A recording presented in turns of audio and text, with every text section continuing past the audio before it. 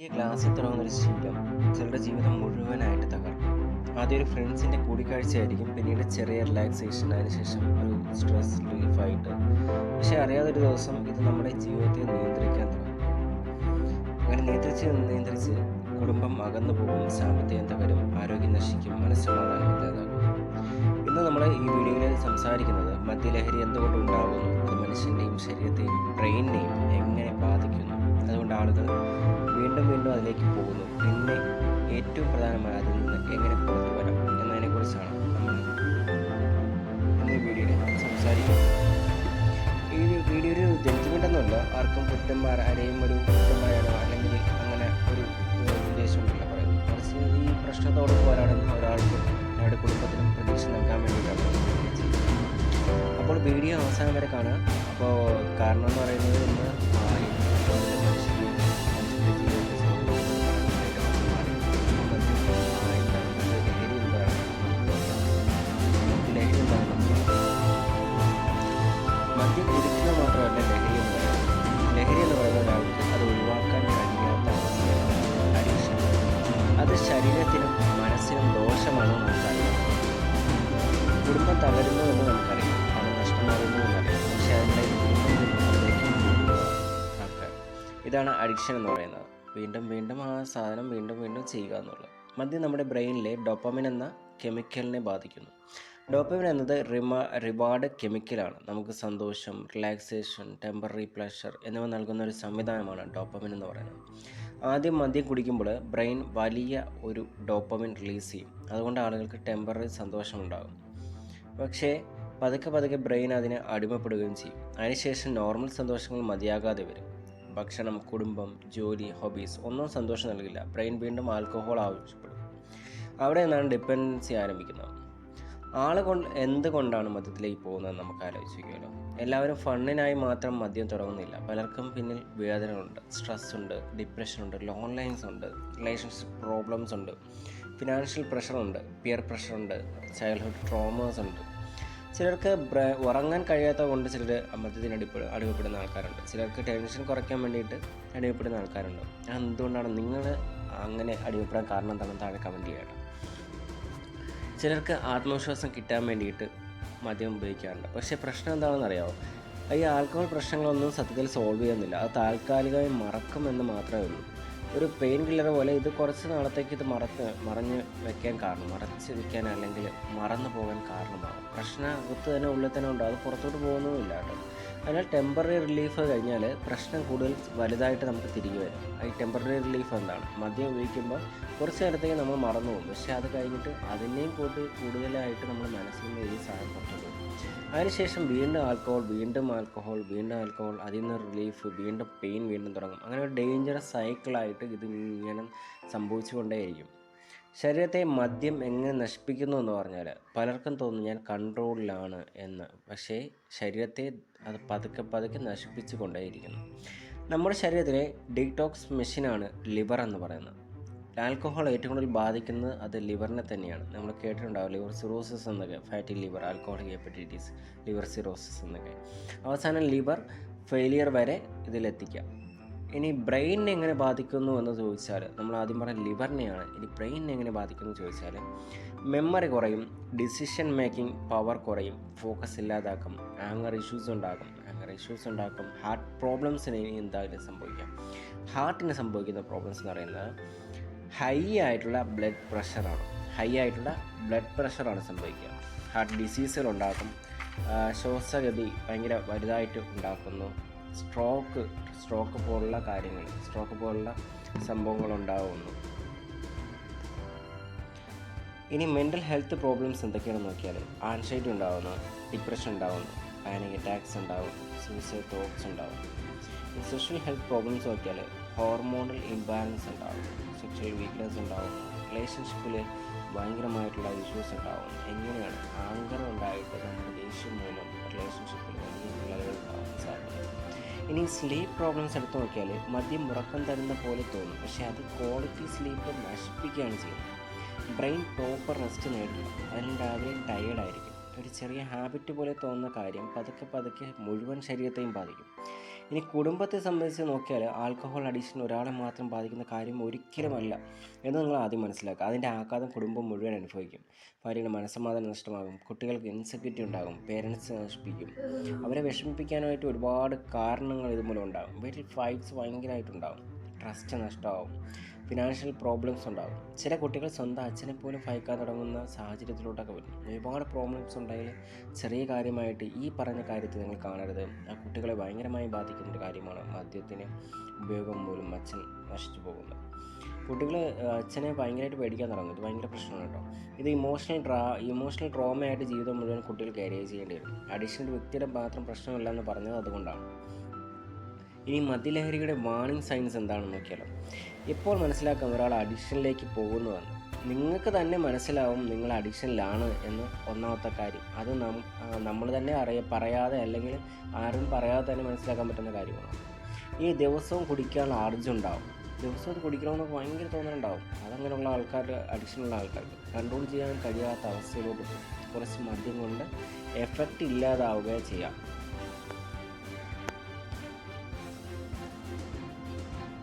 ആളുകൾക്ക് കൂടുതൽ മദ്യം വേണമെന്ന് തോന്നും. കുറച്ച് മദ്യം കൊണ്ട് ഒന്നും ആകില്ല, കൂടുതൽ മദ്യം കൊണ്ട് എന്തെങ്കിലും ആവും എന്നുള്ള ചിന്താഗതി ഉണ്ടാകും. കുടിക്കാത്തപ്പോൾ ഒരു വല്ലാത്ത ഇറിറ്റേഷൻ ഉണ്ടാകും. വീണ്ടും കുടിക്കാമെന്നുള്ള ചിന്ത ഉണ്ടാകും. ചില ഹാൻഡ് ഷേക്കിങ്ങിലൊക്കെ വിറയിലൊക്കെ ഉണ്ടാകും. ചില ആൾക്കാർക്ക് ഭയങ്കര ഉൾക്കണ്ടായിരിക്കും. കള്ളം പറയാൻ തുടങ്ങും.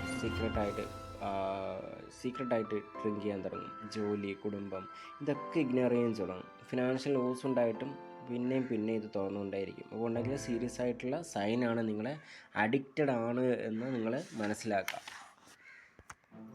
ഇനി ഇതെങ്ങനെ വിഡ്രോവൽ സിംറ്റംസ്, അതായത് നിങ്ങളെ ഇപ്പോൾ മദ്യം സഡൻലി നിർത്തുമ്പോൾ ചിലർക്ക് വിഡ്രോവൽ സിംറ്റംസ് ഉണ്ടാകും. എല്ലാവരും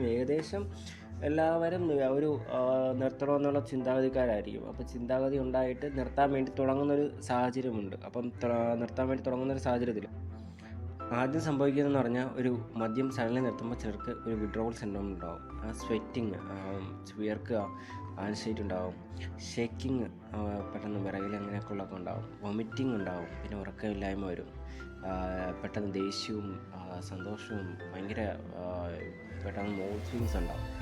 സിവിയർ കേസസിലൊക്കെ ആണെങ്കിൽ സീഷർ പോലെ ഉണ്ടാകാൻ സാധ്യതയുണ്ട്. ചിലരൊക്കെ മറിഞ്ഞിരുന്ന് അങ്ങനെയൊക്കെ ബോധം നശിച്ച് അങ്ങനെ പോകുന്ന ആൾക്കാരൊക്കെ ഇഷ്ടംപോലെ ഉണ്ട്. അതുകൊണ്ട് ഹെവി അഡിക്ഷൻ ഉള്ളവർ ഡോക്ടർ ഗൈഡൻസ് ഇല്ലാതെ സഡൻലി സ്റ്റോപ്പ് ചെയ്യുന്ന ഭയങ്കര അപകടമായ കാര്യമാണ് കേട്ടോ. ചില ആൾക്കാരൊക്കെ പെട്ടെന്ന് നിർത്താനൊക്കെ പറ്റും, ചില ആൾക്കാർക്ക് അങ്ങനെ നിർത്താൻ പറ്റത്തില്ല. അങ്ങനെ പ്രൊഫഷണൽ ഹെൽപ്പ് ആവശ്യമാണ് എന്ന് തോന്നുകയാണെങ്കിൽ അത് തേടുന്നതിന് ഒരു കുറ്റവുമില്ല. അത് നിങ്ങളുടെ ജീവിതത്തിൽ നിങ്ങളുടെ ആരോഗ്യത്തിന് അത്യാവശ്യ ഘടകമാണെന്ന് മനസ്സിലാക്കി അത് ചെയ്യുന്നതിന് ഒരു കുഴപ്പമില്ല. എങ്ങനെ മദ്യലഹരിയിൽ പുറത്തു വരാമെന്ന് നമ്മൾ നോക്കിയാൽ ഇപ്പോൾ ഏറ്റവും പ്രധാനപ്പെട്ട ഭാഗം റിക്കവറിയാണ്. നമ്മുടെ ബോഡി ഇതിൽ നിന്ന് ഫുള്ളായിട്ട് റിക്കവറി ചെയ്യേണ്ട അത്യാവശ്യമാണ്. ഒരു ശരിയായ രീതിയിൽ ശ്രമിച്ചു കഴിഞ്ഞാൽ അഡിക്ഷനിൽ നിന്ന് പുറത്തു വരാൻ ഉറപ്പായിട്ട് നിങ്ങളെ കൊണ്ട് കഴിയും, അത് ഉറപ്പാണ്. ഇനി ആദ്യമേ തന്നെ നിങ്ങൾ അക്സെപ്റ്റ് ചെയ്യുക എന്നുള്ളതാണ് ഒന്നാമത്തെ കാര്യം. നിങ്ങൾ മനസ്സിലാക്കേണ്ട ഒരു കാര്യം എന്ന് പറയുന്നത് നിങ്ങൾ അഡിക്റ്റാണ്, നിങ്ങൾ ഈ സാധനം ഉപയോഗിക്കുന്നതുകൊണ്ട് നിങ്ങൾക്ക് ബെനിഫിറ്റ് ഇല്ല എന്ന് നിങ്ങൾ ആദ്യം മനസ്സിലാക്കേണ്ടത് ഒന്നാമത്തെ കാര്യമാണ്. അപ്പോൾ നിങ്ങൾ അക്സെപ്റ്റ് ചെയ്യുകയാണ് നിങ്ങൾ ഒരു അഡിക്റ്റാണ്. ഓക്കെ, നിങ്ങൾ അക്സെപ്റ്റ് ചെയ്തു. എനിക്ക് പ്രശ്നമില്ല എന്ന ഡിനയിൽ ആദ്യമേ മാറ്റണം. ആദ്യമേ നിങ്ങൾക്ക് പ്രശ്നമൊന്നും ഇല്ല എന്നുള്ള തിരിച്ചറിവ് അവിടെ തുടങ്ങണം. നിങ്ങൾക്ക് പ്രശ്നമുണ്ട്, നിങ്ങളുടെ ബോഡിക്ക് ഇത് പ്രശ്നമുണ്ട്, നിങ്ങളുടെ ഹെൽത്തിന് ഇത് പ്രശ്നമുണ്ട്, നിങ്ങളുടെ ഫാമിലിക്ക് ഇത് പ്രശ്നമുണ്ടെന്ന് നിങ്ങൾ ആദ്യം മനസ്സിലാക്കുക. എന്നിട്ടൊരു സ്ട്രോങ് ആയിട്ടുള്ള ഡിസിഷൻ എടുക്കുക. അത് നമുക്ക് വേണമെങ്കിൽ എഴുതി വയ്ക്കാം, അല്ലെങ്കിൽ നിങ്ങൾക്ക് എങ്ങനെ വേണമെങ്കിൽ അതിനെ മനസ്സിൽ കൊണ്ടുവരിക. നിങ്ങൾ ക്വിറ്റ് ചെയ്യാൻ ശ്രമിക്കുകയാണ് എന്നുള്ളത്. ക്വിറ്റ് ചെയ്യാൻ ശ്രമിക്കും തോറും നിങ്ങളെ കൂടുതലായിട്ട് അടുപ്പിച്ചുകൊണ്ടിരിക്കും. അതാണ് ഒന്നാമത്തെ കാര്യം. നിങ്ങൾ മനസ്സിലാക്കേണ്ട നിങ്ങളുടെ ഫാമിലി, നിങ്ങളുടെ ഹെൽത്ത്, നിങ്ങളുടെ ചിൽഡ്രൻ, നിങ്ങളുടെ സെൽഫ് റെസ്പെക്റ്റ്, റിലീജിയൻ, നിങ്ങളുടെ ഫ്യൂച്ചർ എല്ലാം മൊത്തത്തിൽ നിങ്ങളെ ഹാബിറ്റ് എന്ന് പറയുന്ന ആ ഒരു ഹാബിറ്റ് കൊണ്ട് നിങ്ങൾ നശിക്കുകയാണ്. ആ ട്രിഗർ ആദ്യമേ തിരിച്ചറിയുക എന്നുള്ളതാണ്. എന്താണ് നിങ്ങളെ ഡ്രിങ്ക് ചെയ്യാൻ പുഷ് ചെയ്യുന്ന കാര്യമൊന്നും ആലോചിക്കുക. ചിലപ്പം സ്ട്രെസ് ആയിരിക്കും, അല്ലെങ്കിൽ ചിലപ്പോൾ ഫ്രണ്ട്സ് ആയിരിക്കും, ലോൺനെസ് ആയിരിക്കും, ഒരു നൈറ്റ് ടൈം അല്ലെങ്കിൽ സാലറി ഡേ. എന്താണ് ആദ്യമേ നിങ്ങൾ ഇതിലോട്ട് പുഷ് ചെയ്യാൻ ശ്രമിക്കുകയെന്ന് ആദ്യം നിങ്ങൾ മനസ്സിലാക്കാം. എന്നിട്ട് നിങ്ങൾ ആ എൻവയോൺമെൻറ്റിലോട്ട് പോകുന്നത് ഒഴിവാക്കുക. ഒന്നാമത്തെ കാര്യം, നിങ്ങൾ ആ എൻവയോൺമെൻറ്റിൽ നിന്ന് പുറത്ത് കിടക്കാൻ ശ്രമിക്കുകയല്ല ചെയ്യുകയാണ് വേണ്ടത്. എപ്പോഴും ഡ്രിങ്ക് ചെയ്യുന്ന ഒരു ഫ്രണ്ടിൻ്റെ കൂടെ വന്നാൽ ക്വിറ്റ് ചെയ്യുക, അതൊരു ബുദ്ധിമുട്ടാകും. അപ്പോൾ നിങ്ങൾ അതിൽ നിന്ന് അയാളെ ഒഴിവാക്കുക എന്നുള്ളത് ഇമ്പോർട്ടൻ്റ് ആയിട്ടുള്ള കാര്യം. ഹെൽത്തി ആയിട്ടുള്ള ഒരു സർക്കിൾ നിങ്ങൾക്ക് അത്യാവശ്യമാണ്. ഇനി ഇൻ കേസ് നിങ്ങൾക്ക് പ്രൊഫഷണലായിട്ട് ഹെൽപ്പ് തേടുക എന്നുള്ളത് ഒരു നല്ല കാര്യമാണ്. പ്രൊഫഷണലായിട്ട് ഹെൽപ്പ് തേടുന്നതിന് ആരും നിങ്ങളെ ഒരു കുറ്റവും പറയില്ല. നിങ്ങൾക്ക് നല്ലത് വരണമെന്ന് ആഗ്രഹിക്കുന്ന ആൾക്കാർ ഉറപ്പായിട്ടും നിങ്ങളെ ഒരിക്കലും കുറ്റം പറയത്തില്ല. നിങ്ങൾ ആ ചെയ്യുന്ന കാര്യത്തെ നല്ലതായിട്ട് ചെയ്യാൻ ശ്രമിക്കും. നിങ്ങളുടെ ഫാമിലി ആയാലും എല്ലാവരും നിങ്ങളെ സപ്പോർട്ട് ചെയ്യും. കൗൺസിലേഴ്സ് ഉണ്ട്, സൈക്കോളജിസ്റ്റ് ഉണ്ട്, സൈക്കാട്രിസ്റ്റ് ഉണ്ട്, ഡിയേഷൻ സെൻറ്ററുകളൊക്കെ ഇഷ്ടംപോലെ ഉണ്ട് ഇന്നത്തെ കാലത്ത്. ഹെൽപ്പ് ചോദിക്കുന്നത് ഒരു വീക്ക്നെസ് ഒന്നുമല്ല, അതൊരു നല്ല ധൈര്യമുള്ള കാര്യമാണ്. ധൈര്യം വേണ്ട കാര്യമാണ്. നിങ്ങൾക്ക് ആ ധൈര്യം ഉണ്ടാവണം. ഒരു റുട്ടീൻ ചേഞ്ച് ചെയ്യുക എന്നുള്ള ഒന്നാമത്തെ കാര്യമാണ്. നമ്മളെ ഒരു മൈൻഡ് അഡിക്ഷന് ഡേഞ്ചറസ് ആണ്. അതായത് നമ്മളൊരു റുട്ടീൻ എന്ന് പറയുന്നത് എല്ലാ ദിവസവും ഒരേപോലെ വെള്ളമടിക്കുക, കിടന്നുറങ്ങുക, വീട്ടുകാരെ ഉപദ്രവിക്കുക, ഇങ്ങനെ ഒരു ചിന്താഗതിയിലൂടെ പോയി കഴിഞ്ഞാൽ നിങ്ങൾക്കൊന്നും രക്ഷപ്പെടുത്തൊന്നുമില്ല. അപ്പം നിങ്ങൾ ചെയ്യേണ്ട കാര്യം എന്ന് പറഞ്ഞാൽ ആദ്യമേ ഒരു എക്സസൈസ് റുട്ടീൻ തുടങ്ങുക എന്നുള്ളതാണ് ഒന്നാമത്തെ കാര്യം. ഇത് ചെയ്യണമെന്ന് പറഞ്ഞാൽ ഇത് റിപ്ലേസ് ചെയ്യാൻ വേണ്ടിയിട്ടാണ്. ഏതൊരു റുട്ടീനും ചേഞ്ച് ചെയ്യണമെങ്കിൽ ആദ്യമേ അതിനെ വേറൊരു റുട്ടീൻ കൊണ്ട് നിങ്ങൾ റീപ്ലേസ് ചെയ്യണം. ഒരു വാക്കിങ്ങോ, ജിമ്മിന് പോകുന്നതോ, വായിക്കുന്നതോ, പ്രെയർ ചെയ്യുന്നതോ, മെഡിറ്റേഷൻ ചെയ്യുന്നതോ, അല്ലെങ്കിൽ പുതിയൊരു ഹോബി കണ്ടെത്തുന്നത്, ഇത് ബ്രെയിൻ പുതിയ ന്യൂറോൺസ് കണക്ട് ചെയ്യും. നിങ്ങളിപ്പോൾ ചെയ്തുകൊണ്ടിരിക്കുന്ന ന്യൂറോൺസിനെ വെട്ടിക്കളഞ്ഞിട്ട് പുതിയ ന്യൂറോൺസിനെ അവിടെ ക്രിയേറ്റ് ചെയ്യും. അങ്ങനെ ചെയ്യുമ്പോഴത്തേക്ക് നിങ്ങൾ റീപ്ലേസ് ചെയ്തുകൊണ്ടിരിക്കുകയാണ്. ഒരു 21 ദിവസം നിങ്ങൾ ഇതുപോലെ ചെയ്തു കഴിഞ്ഞാൽ വേറൊരു കാര്യം ഇതിൻ്റെ കൂടെ ചെയ്തു കഴിഞ്ഞാൽ, വായിക്കുന്നുണ്ടെങ്കിലും ഇതിനെ റീപ്ലേസ് ചെയ്തൊന്ന് ചെയ്ത് കഴിഞ്ഞാൽ, ഇതിന് പകരമായിട്ട് ചെയ്തു കഴിഞ്ഞാൽ ഉറപ്പായിട്ടും നിങ്ങളെ ഈ അഡിക്ഷൻ തുടങ്ങിക്കൊണ്ടിരിക്കും. ജീവിതത്തിൽ ഇനി ഒരിക്കലും കുടിക്കില്ല എന്ന് ചിന്തിക്കുന്ന ചിലപ്പോൾ ഭയങ്കര പ്രശ്നമുള്ള കാര്യമായിരിക്കും. പക്ഷെ അതിന് പകരം ഇന്ന് മാത്രം കുടിക്കില്ല, അങ്ങനെ ഓരോ ദിവസവും ജയിക്കുക, അങ്ങനെ ചെറിയ ചെറിയ വിക്ടറി ഉണ്ടാകുമ്പോൾ അത് ആഘോഷിക്കുന്നത് വെള്ളമടിച്ചുകൊണ്ടല്ല കേട്ടോ. അങ്ങനെ വെള്ളമടിച്ചുകൊണ്ട് ആഘോഷിക്കുക എന്നാൽ ഒരിക്കലും ഇത് തീരില്ല. അപ്പോൾ നിങ്ങൾക്കൊരു ക്രാവിങ് വരും. അപ്പോൾ അത് എന്ത് ചെയ്യണമെന്ന് നമുക്കൊരു ഡൗട്ട് വരുമല്ലേ. അപ്പോൾ ക്രാവിങ് എന്ന് പറഞ്ഞാൽ അഡിക്ഷൻ റിക്കവറിയിലെ ഏറ്റവും വലിയ ചലഞ്ചാണ്. അപ്പോൾ നിങ്ങൾക്ക് പെട്ടെന്ന് ക്രാവിങ് വരുമ്പോഴത്തേക്ക് ഇതെങ്ങനെ നിങ്ങൾക്ക് റിക്കവർ ചെയ്യാമെന്നുള്ള കാര്യം ആലോചിച്ച് വെച്ചാലേ കാര്യമുള്ളൂ. അപ്പോൾ പക്ഷേ ക്രാവിങ് പെർമനൻ്റ് അല്ലാതെ ഒരു വേവ് പോലെയാണ്. അത് വരും, നമ്മളെ ഉള്ളിലോട്ട് വരും, അത് അതുപോലെ അങ്ങ് പോകും. ആ ഒരു ടൈമിനെ നിങ്ങൾ പുറത്ത് കിടക്കുക എന്നുള്ളതാണ് പ്രധാനപ്പെട്ട പോയിൻ്റ് എന്ന് പറയുന്നത്. അങ്ങനെ പുറത്ത് കിടക്കാമെന്നല്ലേ. ക്രാവിങ് വന്നാൽ ഉടൻ തന്നെ നിങ്ങളെ ലൊക്കേഷൻ ചേഞ്ച് ചെയ്യുക. കുറച്ച് കോൾഡ് വാട്ടർ കുടിക്കുക. ഈ കോൾഡ് വാട്ടർ എന്ന് പറയുന്നത് നല്ല ഉപയോഗമുള്ള സാധനമാണ്. പെട്ടെന്ന് നമ്മളെ ഈ അഡിക്ഷനൊക്കെ അതുപോലുള്ള സാധനങ്ങളൊക്കെ പെട്ടെന്ന് മാറ്റാൻ വേണ്ടി സഹായിക്കും. പെട്ടെന്ന് നല്ലൊരു ഡീപ്പ് ബ്രീത്ത് എടുക്കുക. ഈ 4, 6, 8 അങ്ങനെയുള്ള മെത്തേഡുകൾ ഇഷ്ടംപോലെ ഉണ്ട്. ആ മെത്തേഡൊക്കെ യൂസ് ചെയ്യാൻ പറ്റും. നമുക്ക് ഒരു ചെറിയ വാക്ക് പോവുക, സപ്പോർട്ട് പേഴ്സണായിട്ട് ഒരു കോൾ ചെയ്യുക. അതായത് നിങ്ങൾക്കൊരു സപ്പോർട്ട് പേഴ്സൺ എന്ന് പറയുന്നത് ചിലപ്പോൾ ഏതെങ്കിലും സൈക്കട്രിസ്റ്റോ അല്ലെങ്കിൽ ഏതെങ്കിലും കൗൺസിലേഴ്സോ അതിനൊക്കെ നിങ്ങൾക്ക് സപ്പോർട്ട് സിസ്റ്റമായിട്ട് ഉപയോഗിക്കാൻ പറ്റും. പിന്നെ 10 മിനിറ്റ് ഒരു വെയിറ്റ് റൂൾ ചെയ്യുക. എന്ത് കാര്യം ചെയ്യുന്നതിന് ഒരു 10 മിനിറ്റ് നിങ്ങൾ വെയിറ്റ് ചെയ്തിട്ട് ഇത് വേണ്ടോ എന്നുള്ളത് ആലോചിക്കുക. ആ 10 മിനിറ്റ് കഴിയുമ്പോൾ ഉറപ്പായിട്ടും ഈ ക്രാവിങ്സ് കുറയും. അപ്പോൾ നിങ്ങൾ പതുക്കെ ഇത് സർവൈവ് ചെയ്യാൻ പഠിക്കുന്നതാണ്. ഇനി നമ്മൾ ഈ മെൻ്റൽ ഹെൽത്ത് റിക്കവറി എങ്ങനെയാണെന്ന് നോക്കാം. ഒരു ആൽക്കഹോൾ ക്വിറ്റ് ചെയ്താൽ മാത്രം റിക്കവറി കംപ്ലീറ്റ് ആകില്ല. അതാണ് ശരിക്കുള്ള സംഭവം. അതിന് മൈൻഡ് ഹീൽ ചെയ്യുക വേണം. മൈൻഡ് ഹീൽ ചെയ്യാൻ ഉദ്ദേശിക്കുന്നത് ഒരു സെൽഫ് ഗിൽറ്റ്, ഷെയിം, റിഗ്രറ്റ് ഇങ്ങനെയുള്ള കാര്യങ്ങളെയൊക്കെ പതുക്കെ റിലീസ് ചെയ്യാൻ വേണ്ടിയാണ്. ഞാൻ പറഞ്ഞു ആൽക്കഹോൾ ക്വിറ്റ് ചെയ്താൽ മാത്രം റിക്കവറി കംപ്ലീറ്റ് ആകില്ല എന്ന്. മെൻ്റൽ ഹീൽ ചെയ്യാൻ വേണം എന്ന് പറഞ്ഞു. നമ്മൾ പാസ്റ്റ് മിസ്റ്റേക്ക് ഓർത്തിട്ട് ജീവിതം അവസാനിപ്പിക്കേണ്ടതില്ല. അതായത് പാസ്റ്റിൽ നമുക്ക് ഇങ്ങനെ സംഭവിച്ചു പോയി, നമ്മൾ ഒരുപാട് ഇത് ഉപയോഗിച്ച് പോയി, അതുമൂലം പല പ്രശ്നങ്ങളുണ്ടായി എന്നൊന്നും ചിന്തിച്ച് അവസാനിപ്പിക്കേണ്ടതല്ല. മനുഷ്യനെ നമുക്ക് പെട്ടെന്ന് മാറാൻ കഴിയും. അതാണ് സത്യം പറഞ്ഞാൽ പലതും പെട്ടെന്ന് മറക്കാൻ കഴിയും, പെട്ടെന്ന് മാറാനും കഴിയും. ഇത് നമ്മുടെ മനുഷ്യൻ്റെ ശരീരത്തിൻ്റെ ഏറ്റവും വലിയ പ്രത്യേകതയായിട്ട് നമ്മൾ കണക്കാക്കേണ്ടതാണ്. അതുകൊണ്ട് തന്നെ ലൈഫ് നമുക്ക് റീബിൽഡ് ചെയ്യാൻ പെട്ടെന്ന് കഴിയും.